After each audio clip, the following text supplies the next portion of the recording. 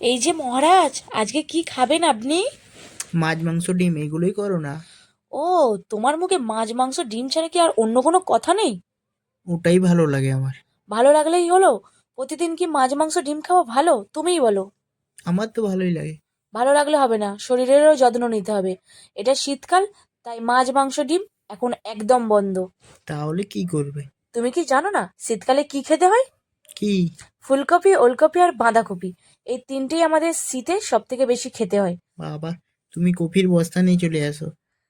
আমি শুধু একা খাবো না, তুমিও খাবে। সারাদিন শুধু মাছ মাংস, মাছ মাংস ডিম এইসব। একটু সবজি খাও। আচ্ছা ঠিক আছে, তাহলে ভালো করে বানাও। আমি মাংসর মতো করে পুরো বানিয়ে দিচ্ছি বাঁধাকপিটা, মাছের মাথা টাথা দিয়ে। খুব সুন্দর লাগবে, দেখো। মনেই হবে না, মনে হবে যেন তুমি কষা কষা মাংস খাচ্ছ। আচ্ছা ঠিক আছে। উম তারপর খাওয়ার পর আমাকে বলবে কেমন লাগে, ঠিক আছে? ওয়াও।